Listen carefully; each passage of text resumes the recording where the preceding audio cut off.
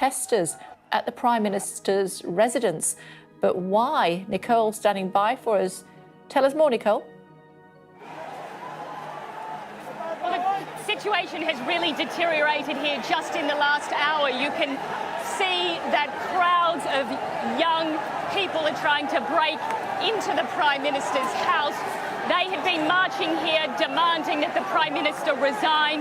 The President is expected to resign later today, but they say that that is not enough, that they want the Prime Minister gone as well. You can see the security forces are on the gate there. Tear gas has been fired and young people are trying to break through the gates into this building. Now, they haven't succeeded so far. A curfew has been imposed, effective immediately here in Colombo. Clearly no one here is paying any attention. News from around the world. We turn to our Matthew Ashley standing by at the Arirang newsroom. Good morning, Matt. Good morning to you guys. Let's start by taking a look at Sri Lanka, where the president has fled the country. Well, that's right. So according to local officials, Sri Lanka's president Gotabaya Rajapaksa has actually flown out of the country and is heading to the Maldives. Now, the 73-year-old leader had been forced to announce his resignation amid protests on the back of the country's worst economic situation since its independence. The Bank of Korea has delivered an unprecedented 50 basis point rate hike. It's the bank's first ever hike of that magnitude and the first time ever that it has raised rates in three straight meetings. The decision comes to tame inflation that's running at a near 24-year high amid soaring global energy and commodity prices. Jeong has the details. Yep, it is a 50 basis point hike, as consensus suggests here, to 2.5% for the New Zealand Central Bank. Yes, it's going to be interesting, right? Because this is the first central bank that we actually have seen where they have hiked rates above neutral. Is New Zealand sort of the bellwether here of how central banks are going to have to follow? And what are going to be effects of this sort of hawkish sort of tightening that we're going to see? Yeah, but food inflation 1.2% up there earlier, but we don't get the report quarterly on CPI. Let's get straight over now to Kathleen Hayes, our global economics and policy editor. So, where New Zealand goes, do we all follow?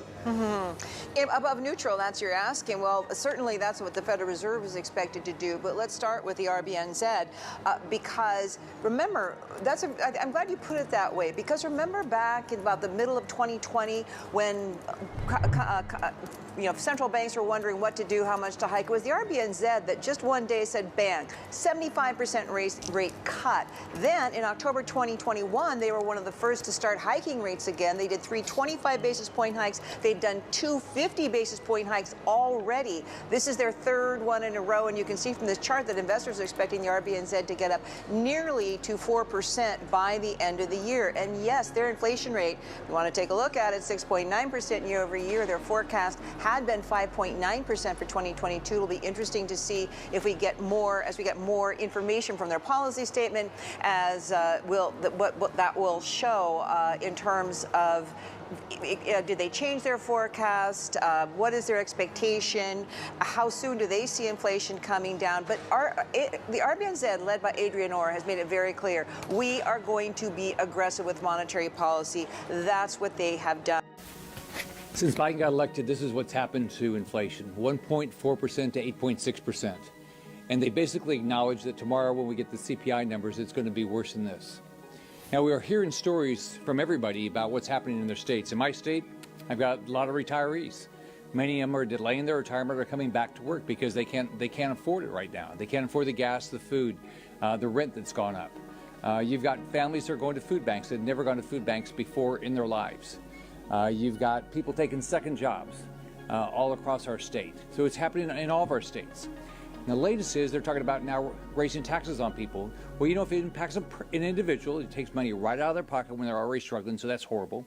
Then you think about business. I was in business. What happens when they raise your taxes? Well, you can either raise your prices, that's inflationary.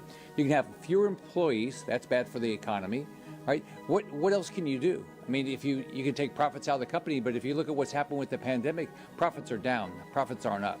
So the Democrats' idea to raise taxes and spend more money, all it's going to do is make this number continue to go up faster and faster and faster, hurt our families, or it's going to make sure we have fewer employees.